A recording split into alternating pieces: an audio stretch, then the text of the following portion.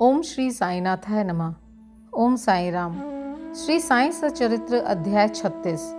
आश्चर्यजनक कथाएं। गोवा के दो सज्जन श्रीमती औरंगाबादकर। इस अध्याय में गोवा के दो महानुभावों और श्रीमती औरंगाबादकर की अद्भुत कथाओं का वर्णन है। गोवा के दो महानुभाव। एक समय गोवा से दो महानुभाव श्री साईं बाबा के दर्शनार्थ शिरडी आए। उन्होंने आकर उन्हें नमस्कार किया। यद्यपि वे दोनों एक साथ ही आए थे, फिर भी बाबा ने केवल एक ही व्यक्ति से 15 रुपये दक्षिणा मांगी, जो उन्होंने आदर सहित दे दी। दूसरा व्यक्ति भी उन्हें सहर्ष 35 रुपये दक्षिणा देने लगा तो उन्होंने उसकी दक्षिणा लेना अस्वीकार कर दिया। लोगों को बड़ा आश्चर्य हुआ। उस समय श्यामा भी वहां उपस्थित थे। उन्होंने कहा कि देवा, ये क्या, ये दोनों एक साथ ही तो आए हैं। इनमें से एक की दक्षिणा तो आप स्वीकार करते हैं और दूसरा जो अपनी इच्छा से भेंट दे रहा है उसे आप अस्वीकार कर रहे हैं। यह भेद क्यों? तब बाबा ने उत्तर दिया कि श्यामा, तुम नादान हो। मैं किसी से कभी कुछ नहीं लेता। यह तो मस्जिद माई ही अपना ऋण मांगती है और इसलिए देने वाला अपना ऋण चुकता कर मुक्त हो जाता है। क्या मेरे कोई घर, संपत्ति या बाल बच्चे हैं जिनके लिए मुझे चिंता हो? मुझे तो किसी वस्तु की आवश्यकता नहीं है। मैं तो सदा स्वतंत्र हूँ। ऋण, शत्रुता तथा हत्या, इन सब का प्रायश्चित अवश्य करना पड़ता है और इनसे किसी प्रकार भी छुटकारा संभव नहीं है। अपने जीवन के पूर्वार्ध में ये महाशय निर्धन थे। इन्होंने ईश्वर से प्रतिज्ञा की कि यदि मुझे नौकरी मिल गई तो मैं 1 माह का वेतन तुम्हें अर्पण करूंगा। इन्हें 15 रुपये माहवार की नौकरी मिल गई। फिर उत्तरोत्तर उन्नति होते होते 30, 60, 100, 200 और अंत में 700 रुपये तक मासिक वेतन हो गया। परंतु समृद्धि पाकर ये अपना वचन भूल गए और उसे पूरा न कर सके। अब अपने शुभ कर्मों के ही प्रभाव से इन्हें यहाँ तक पहुँचने का सौभाग्य प्राप्त हुआ है। अतः मैंने इनसे केवल 15 रुपये ही दक्षिणा मांगी, जो इनके पहले माह की पगार थी। दूसरी कथा। समुद्र के किनारे घूमते घूमते मैं एक भव्य महल के पास पहुंचा और उसके दालान में विश्राम करने लगा। उस महल के ब्राह्मण स्वामी ने मेरा यथोचित स्वागत कर मुझे बढ़िया स्वादिष्ट भोज्य पदार्थ खाने को दिए। भोजन के उपरांत उसने मुझे अलमारी के समीप एक स्वच्छ स्थान शयन के लिए बतला दिया और मैं वहीं सो गया। जब मैं प्रगाढ़ निद्रा में था तो उस व्यक्ति ने पत्थर खिसकाकर दीवार में सेंध डाली और उसके द्वारा भीतर घुसकर उसने मेरी जेब काटी। निद्रा से उठने पर मैंने देखा कि मेरे 30,000 रुपये चुरा लिए गए हैं। मैं बड़ी विपत्ति में पड़ गया और दुखित होकर रोता हुआ बैठ गया। केवल नोट ही नोट चुरा लिए थे, इसलिए मैंने सोचा कि यह कार्य उस ब्राह्मण के अतिरिक्त और किसी का नहीं है। मुझे खाना पीना कुछ भी अच्छा न लगा और मैं एक पखवाड़े तक दालान में ही बैठे बैठे चोरी का दुख बनाता रहा। इस प्रकार 15 दिन व्यतीत होने पर रास्ते से जाने वाले एक फकीर ने मुझे दुख से बिलखते देखकर मेरे रोने का कारण पूछा। तब मैंने सब हाल उससे कह सुनाया।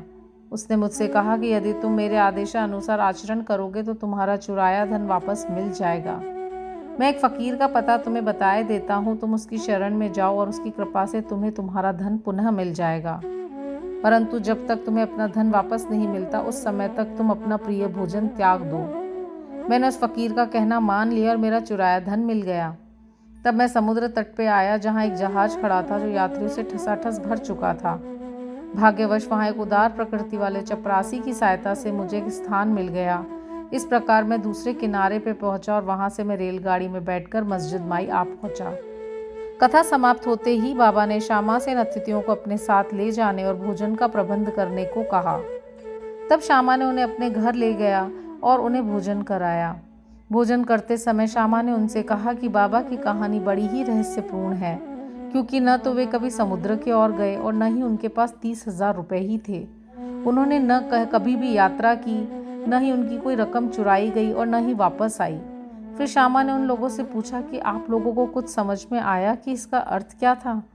दोनों अतिथियों की घिघियाँ बंध गई और उनकी आंखों से आंसुओं की धारा बहने लगी।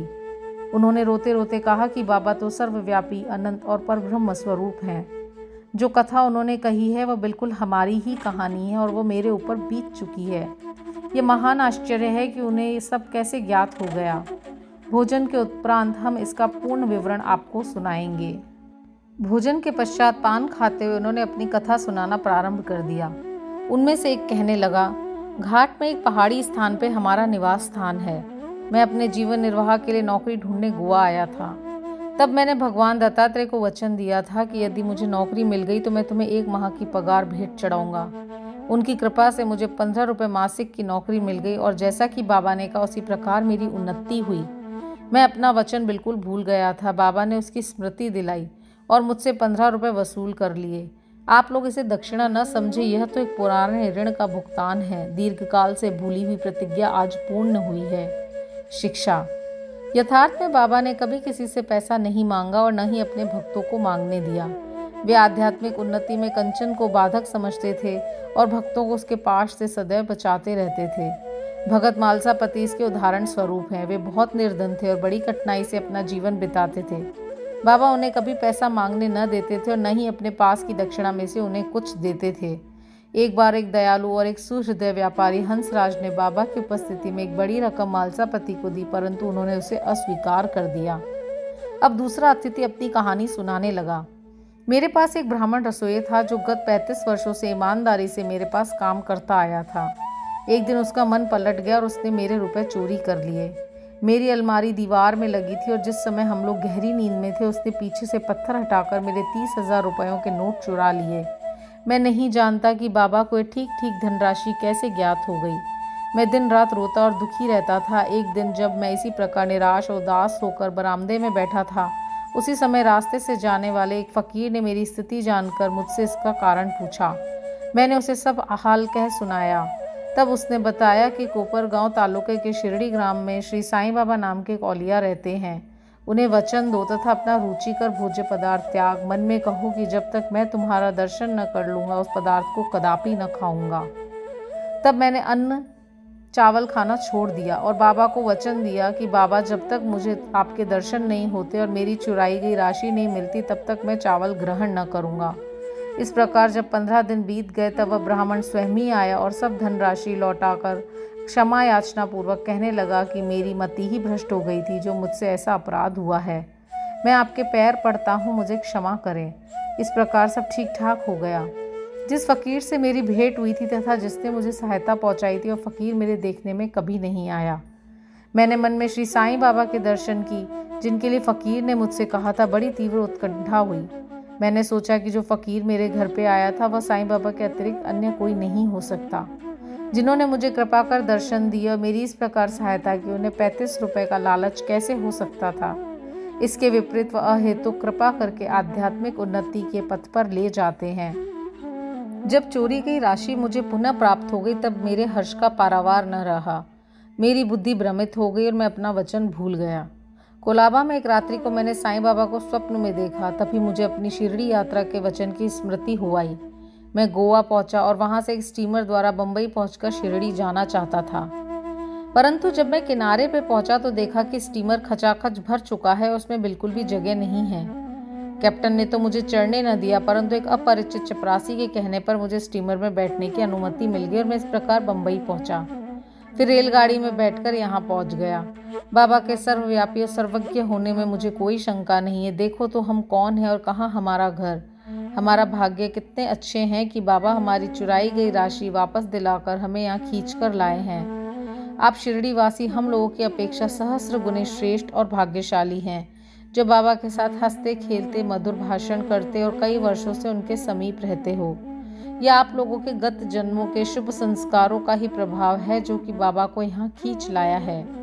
श्री साईं ही हमारे लिए दत्त हैं। उन्होंने ही हमसे प्रतिज्ञा कराई तथा जहाज में स्थान दिलाया और हमें यहाँ लाकर अपनी सर्वव्यापकता तथा सर्वज्ञता का अनुभव कराया।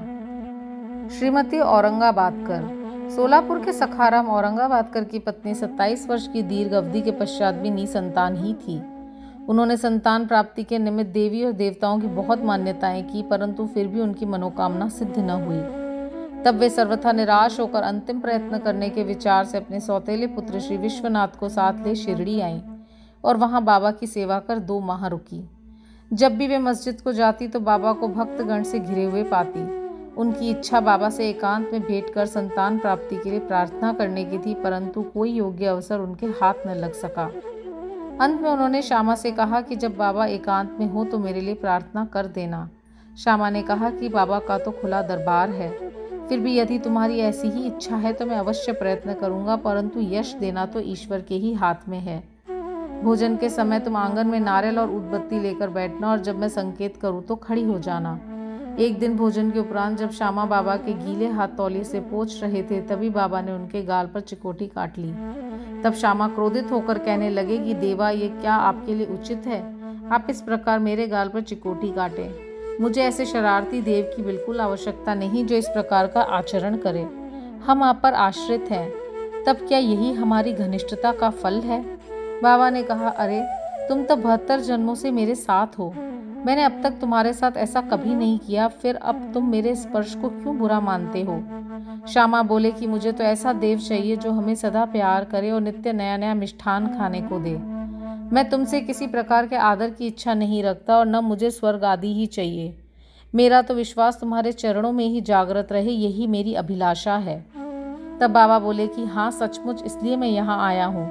मैं सदैव तुम्हारा पालन और उदर पोषण करता आया हूँ, इसलिए मुझे तुमसे अधिक स्नेह है। जब बाबा अपनी गादी पर विराजमान हो गए, तभी श्यामा ने उस स्त्री को संकेत किया। उसने ऊपर आकर बाबा को प्रणाम कर उन्हें नारियल और ऊदबत्ती भेंट की। बाबा ने नारियल हिलाकर देखा तो सूखा था और बचता था। तब बाबा ने श्यामा से कहा कि यह तो हिल रहा है, सुनो यह क्या कहता है।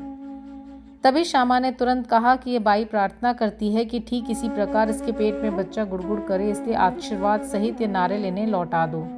तब फिर बाबा बोले कि क्या नारियल से भी संतान की उत्पत्ति होती है? लोग कैसे मूर्ख हैं जो इस प्रकार की बातें गढ़ते हैं। श्यामा ने कहा कि मैं आपके वचनों और आशीष की शक्ति से पूर्ण अवगत हूँ और आपके एक शब्द मात्र से ही इस बाई को बच्चों का तांता लग जाएगा। आप तो टाल रहे हैं और आशीर्वाद नहीं दे रहे हैं। इस प्रकार कुछ देर तक वार्तालाप चलता रहा। बाबा बार बार नारियल तोड़ने को कहते, परंतु श्यामा बार बार यही हट पकड़े हुए थे कि इसे उस बाई को दे दें। अंत में बाबा ने कह दिया कि इसको पुत्र की प्राप्ति हो जाएगी। तब श्यामा ने पूछा कि कब तक? बाबा ने उत्तर दिया, 12 मास में। अब नारियल को फोड़कर उसके 2 टुकड़े किए गए। एक भाग तो उन दोनों ने खाया और दूसरा भाग उस स्त्री को दिया गया। तब श्यामा ने उस बाई से कहा कि प्रिय बहन, तुम मेरे वचनों की साक्षी हो। यदि 12 मास के भीतर तुमको संतान न हुई तो मैं इस देव के सिर पर ही नारियल फोड़कर इसे मस्जिद से निकाल दूंगा, और यदि मैं इसमें असफल रहा तो मैं अपने को माधव नहीं कहूँगा। जो भी मैं कुछ कह रहा हूँ इसकी सार्थकता तुम्हें शीघ्र ही विदित हो जाएगी। 1 वर्ष में ही उसे पुत्र रत्न की प्राप्ति हुई, और जब वो बालक 5 मास का था उसे लेकर वह अपने पति सहित बाबा के श्री चरणों में उपस्थित हुई। पति पत्नी दोनों ने उन्हें प्रणाम किया और कृतज्ञ पिता श्रीमान औरंगाबादकर ने 500 रुपये भेंट किए, जो बाबा के घोड़े श्याम कर्ण के लिए छत बनाने में काम आए। श्री सद्गुरु साईनाथार्पण मस्तु। शुभम भवतु। ओम साई राम।